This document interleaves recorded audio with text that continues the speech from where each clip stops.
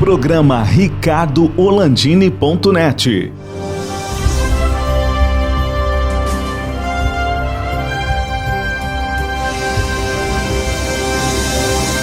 Alô, amigos, estamos começando mais um programa ricardoholandini.net em época ainda. Eu não aguento mais, mas a vacina está aí. A vacina está aí, daqui a pouco as coisas vão se normalizando, as notícias são boas nos últimos dias. Produção de vacinas no Brasil vai melhorar, as importações também de vacina estão começando a se normalizar. Então, até meados deste ano, nós devemos estar numa situação mais tranquila, não esquecendo que a vacinação começou há pouco tempo, né? E falta vacina em todo o planeta, até mesmo nos Estados Unidos da América, a nação mais poderosa no mundo. O nosso convidado de hoje é o Fernando Azambuja. Fernando Azambuja, contador, conselheiro do Conselho Regional de Contabilidade. Tudo bem, Fernando? Tudo bem com você? Tudo bem, Ricardo? Tudo tranquilo, Fernando. Fernando, falando nisso, eu quero saber em que cota tu entra. Tu é gremista ou colorado? Sou gremista. Bom, entrou. Assim, ninguém é perfeito, né? A gente tem que. Assim, eu sou um cara muito imparcial. Eu entrevisto um gremista, um colorado, um gremista, 2 colorados, um gremista, 5 colorados. Aí eu volto a entrevistar um gremista. Mas no meio disso eu pego alguém do Caxias, alguém do Pelotas, alguém do Guarani, e eu vou botando outras pessoas de todo o país. Mas o Fernando nos conta um pouquinho da história do Conselho Regional de Contabilidade, que tem uma coisa inédita, né? Uma mulher presidente e negra, o que é muito bacana, muito legal. Certo. Então, este ano, o Conselho Regional de Contabilidade fará, aqui do Rio Grande do Sul, 74 anos de fundação. 25 de abril fará esses 74 anos. Então, o Conselho Regional é o que, no caso, ele faz, ele nos dá todo o resguardo para o profissional, tá? Para desenvolver a nossa profissão, inclusive como fiscalização, né? Começou com fiscalização, que seria o que o Conselho faria, só que também o que aconteceu? Tá? A gente investe muito em cursos, qualificação para o profissional. Eu estou conselheiro já no segundo mandato de conselheiro, e o que nós fizemos? Então, a gente é uma união para a classe, união da classe em prol dos profissionais. Nós temos, então, mensalmente, no mínimo, uma reunião plenária, que acontece normalmente na última sexta-feira de cada mês. Essa reunião plenária, ela acontece, o período de duração dela começa às 9h e normalmente termina pelas 13 horas, ou às vezes se estende, tá? Nós, conselheiros, então, nós fizemos isso de forma gratuita, doamos um pouco do nosso tempo para, no mínimo, contribuir, tá? A gente poder também devolver um pouco que essa profissão, que é maravilhosa, que eu amo essa profissão, nos dá. Tá? Então, a gente tenta, utilizamos o nosso tempo para contribuir com a sociedade e com os profissionais. A sociedade, toda a sociedade, né? O Azambuja, quem não Sim. sabe, quem não percebe, né? Os contadores, os contabilistas, eles não só ajudam a classe empresarial, as empresas. Muitas pessoas físicas também demandam o trabalho dos contadores. Um número, mais ou menos, nós temos cerca de mais de 22 mil contadores no estado, né? Sim, ativos, com certeza. Mais que isso, né, de contadores e contabilistas, e a maioria é mulher. Tá? As mulheres já estão tomando conta de tudo, né? Então, nós temos, então, a Ana Tessia Lopes Rodrigues, a nossa presidente, tá? E tu pode ver que também, em vários outros conselhos, né, as mulheres estão tomando conta de tudo, né? Isso, creio que seja reversível, né? As mulheres vão tomar conta do mundo mesmo. Para quem não sabe, esse negócio de dizer que as mulheres vão tomar conta do mundo, elas já são donas do mundo. Na realidade, Certo. quem manda é elas. Tá? Quem disser o contrário está mentindo. Né? Tem discriminação com a mulher? Até pode parecer que tem uma discriminação. Eu estou brincando, gente. Eu estou brincando. Mas quem manda em casa é a patroa. Quem manda em casa é a nona, na casa do italiano lá. O nono acha que ele manda, mas quem manda mesmo é a nona. Não é, Fernando? Concordo contigo. Gênero, número e grau. Mas, Fernando, vamos falar de algumas coisas que eu acho que são importantes para todos nós. Tá? Está se aproximando aí o mês de abril, né?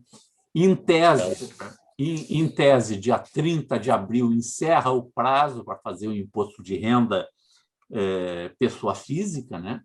Deste ano. O ano passado, em função da pandemia, a Receita Federal passou para 30 de junho, foi isso, né, Fernando?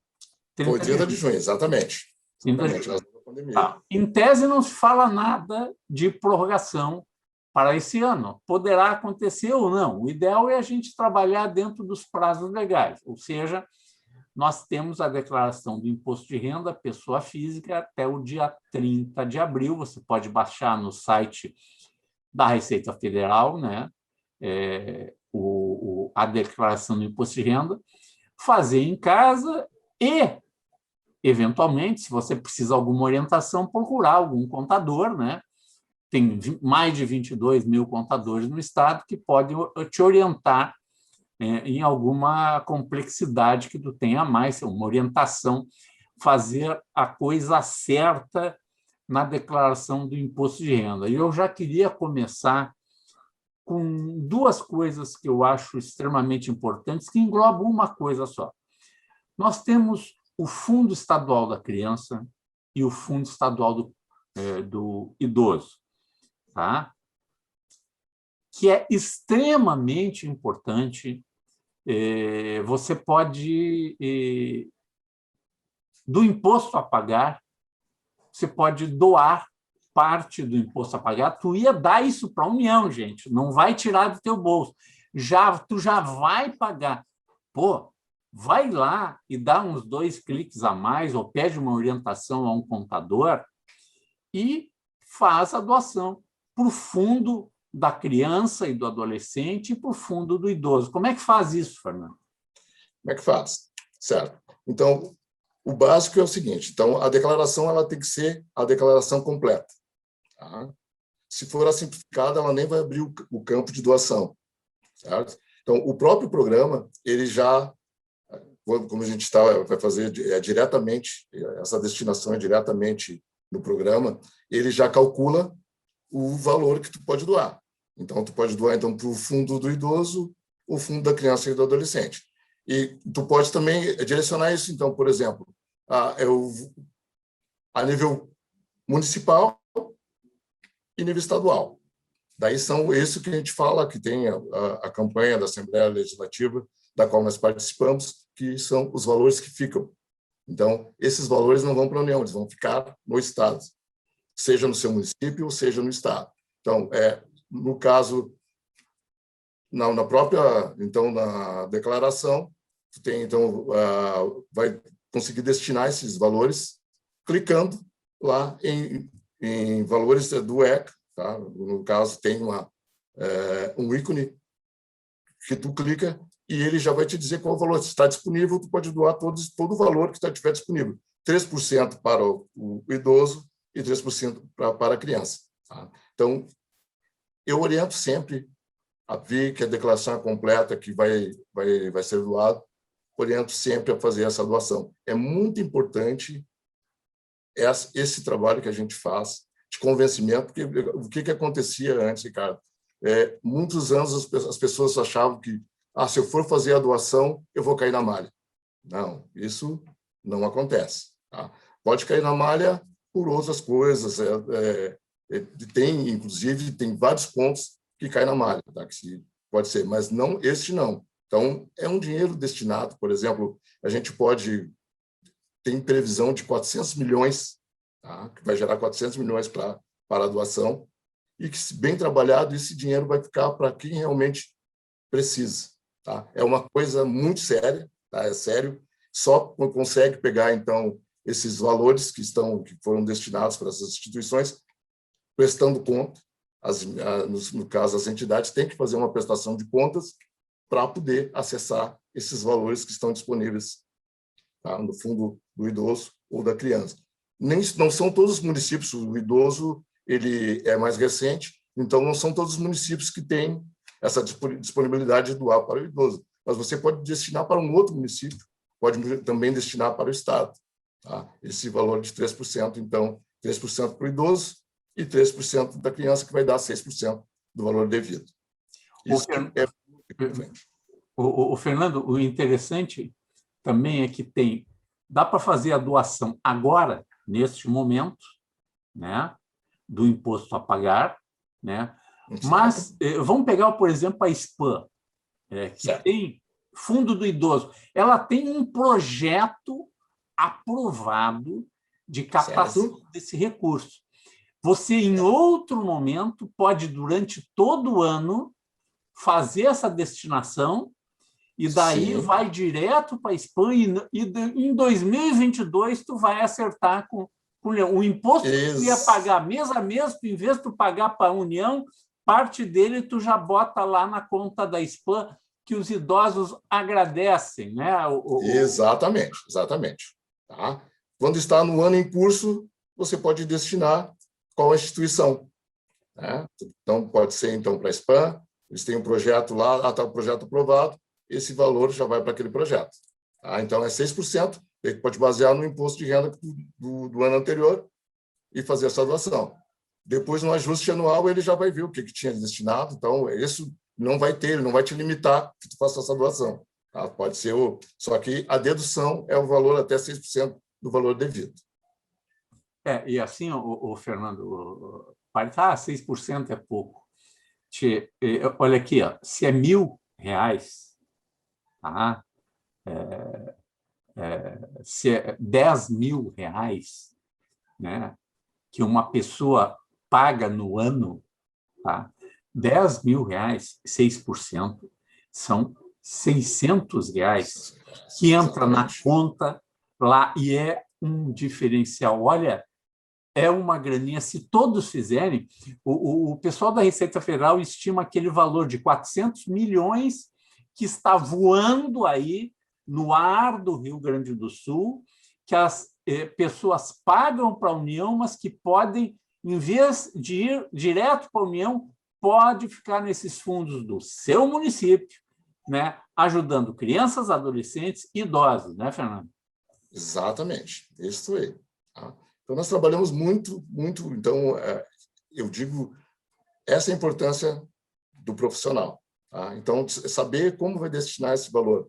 Esse valor não vai para a União, ele vai ficar, então, no seu município, ele vai ficar no seu estado e realmente ajudar quem necessita. O Fernando, nós vamos fazer um rápido intervalo aqui no programa ricardolandini.net, que você assiste no BATV, canais 20 e 520 da NetRS, no Vale dos Sinos é o 26526, nas redes sociais do Ricardo Landini, Facebook, YouTube, e 24 horas por dia para qualquer lugar do planeta no streaming de vídeo do BATV. Nós já voltamos. Camarões, frutos do mar, filés, tudo com o toque da melhor experiência gastronômica. Teleentrega 3105-6767. Chihuahua, o sabor tradicional na mesa da sua casa.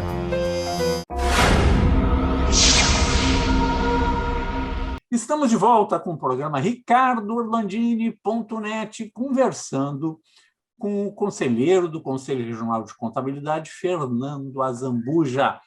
Falamos, né, Fernando, sobre a questão dos fundos da criança e do adolescente, do fundo do idoso, mas empresas jurídicas também, a pessoa jurídica pode fazer doações. Como é que funciona a pessoa jurídica? Um pouquinho diferente, né?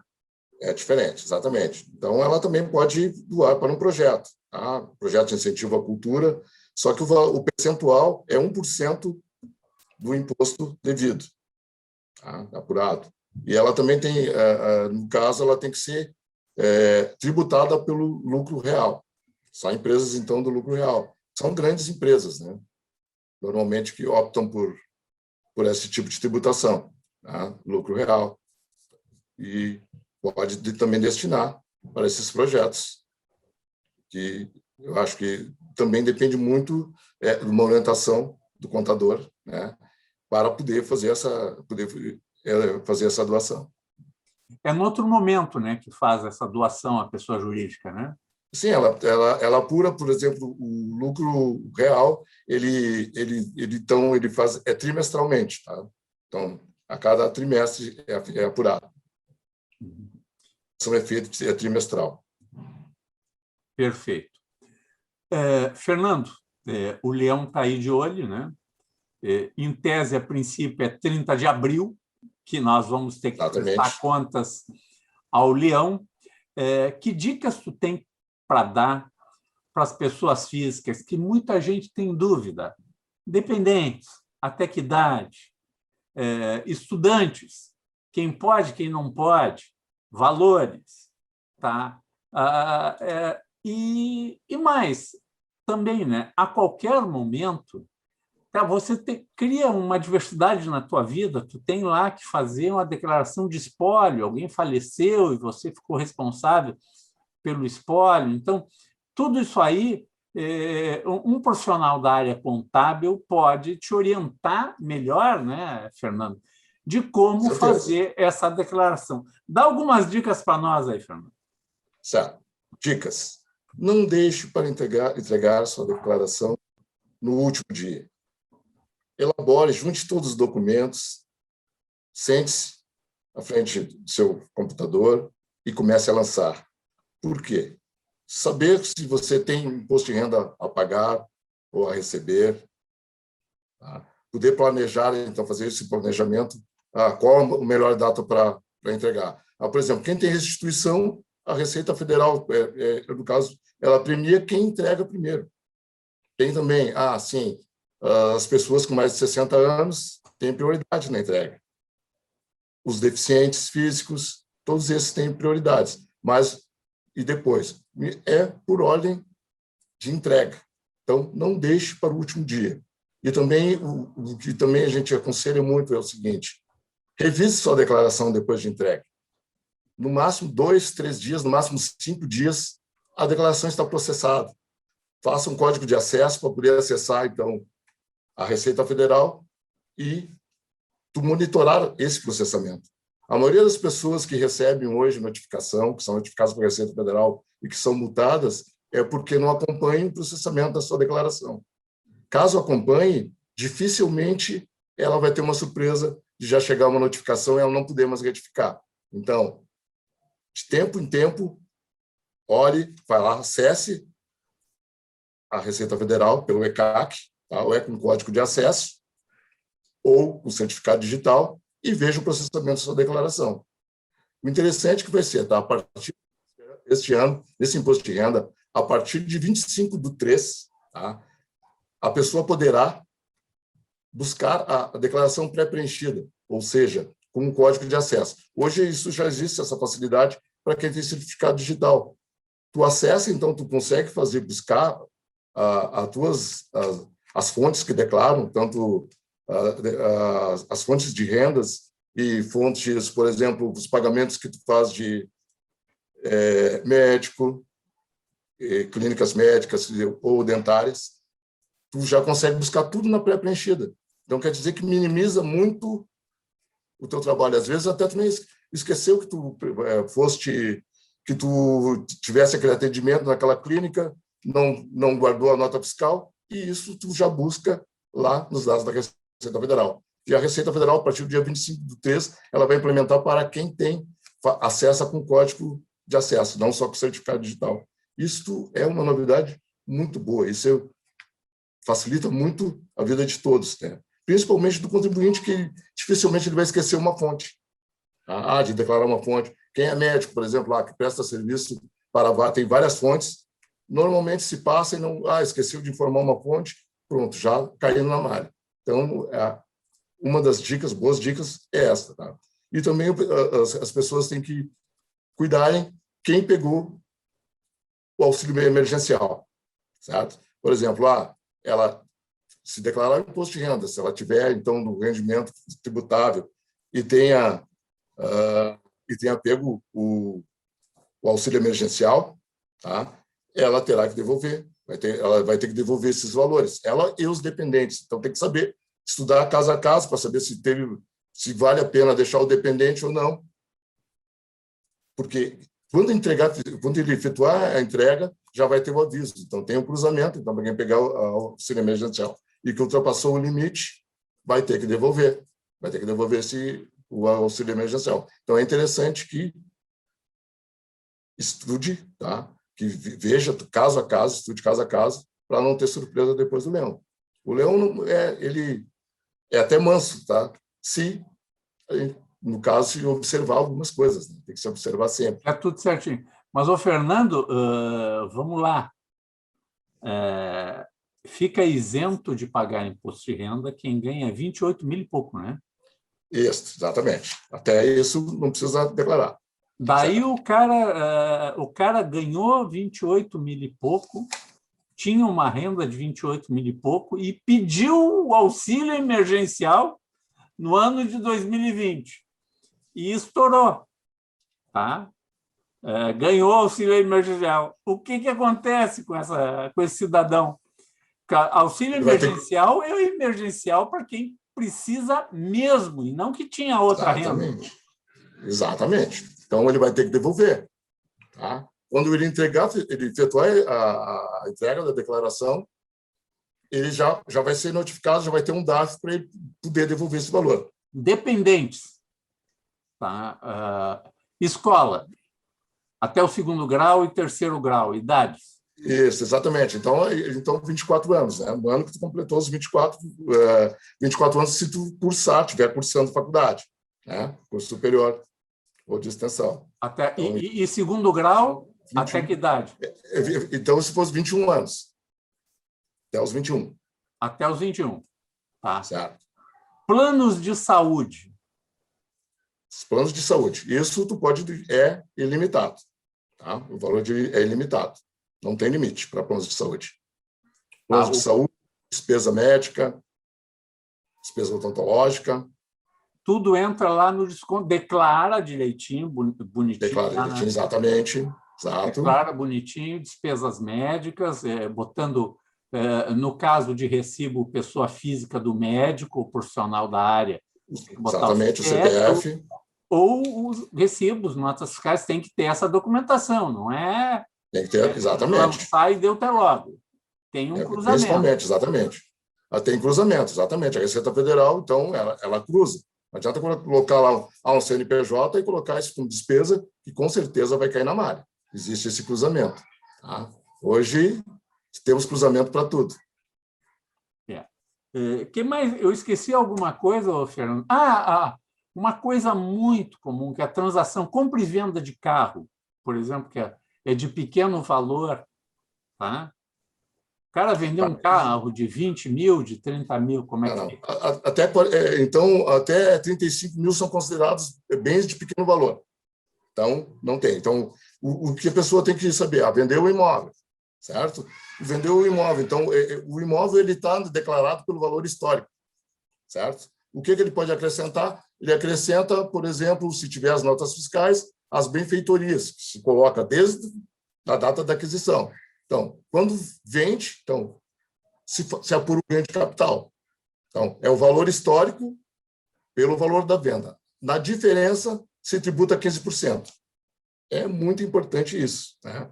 Porque efetuou a venda do imóvel, apura o ganho de capital, então o vencimento do imposto, tá? É no mês seguinte, o último dia do mês seguinte. O último dia útil do mês seguinte é apurado o ganho de capital. Então, é muito interessante. Isso não é no ajuste anual. Então, se efetuar a venda, seria interessante, no mínimo, consultar um contador para saber se houve ou não ganho de capital. Tá? Porque, às vezes, tu pode adquirir um imóvel num ano e vende no outro, não vai ter o ganho de capital, não tem ganho de capital, não vai apurar o ganho de capital. Né? Mas, se é um imóvel muito antigo, com certeza terá ganho de capital. Tá? Fernando, então, tem que fazer Fernando, assim, ó, a pessoa que tem um imóvel faz um puxadinho, reforma a cozinha, faz uma benfeitoria. O bom é todo ano ele guarda a nota e já lança, que foi feito de reforma. Ele gastou R$5.000 no imóvel, já lança ali, aumenta o valor e lança as notas. Benfeitorias efetuadas. Então, no ano, vamos simplificar, valia 100 mil, ele gastou 5 mil aquele ano, guarda as notas, valia 100 mil em 2019, 2020, 105 mil, ele gastou 5 mil, já ajusta isso, né? E isso ele pode fazer, né? Pode fazer, exatamente. Exato. E apurar, o interessante, então, é efetuar a apuração do ganho de capital, e isso não é feito só no ajuste anual. Então, vendeu, já apura, porque no mês seguinte tu tem que efetuar o pagamento caso haja o ganho. Certo? Se tu deixar para fazer o ajuste anual, daí tu vai pagar multa e juros. Não é nada nesse momento. Perfeito, Fernando. Isso aí não dá para esquecer, principalmente o imóvel. Hoje o pessoal compra, dá de entrada um imóvel. Por pequeno que você acha que seja a reforma que você está fazendo no seu imóvel, nessa época de pandemia, a gente viu as ferragens lotadas, o pessoal fazendo alguma reforma, arrumando a sua casa, fazendo um puxadinho, pintando, trocando o encanamento. Guarda as notas e já lança isso aí naquele ano, guarda bonitinho. Quantos anos tem que guardar os documentos, seu Fernando? 5 anos. 5 anos. Tá? Então, faz isso, né, Fernando? Não tem problema, e não dói, né? Não dói, exatamente. Isso, na hora da venda, com certeza, vai fazer a diferença. Fernando Azambuja, muito obrigado pela tua participação aqui no programa RicardoOrlandini.net. Eu que agradeço, Ricardo, pela oportunidade. Hein? Te desejo, então, êxito e muita saúde nesse momento de pandemia. Valeu, muito obrigado. Esse foi Fernando Azambuja, conselheiro do Conselho Regional de Contabilidade do Rio Grande do Sul, aqui no RicardoOrlandini.net. Até um próximo programa. Camarões, frutos do mar, filés, tudo com o toque da melhor experiência gastronômica. Teleentrega 3105-6767. Chihuahua, o sabor tradicional na mesa da sua casa.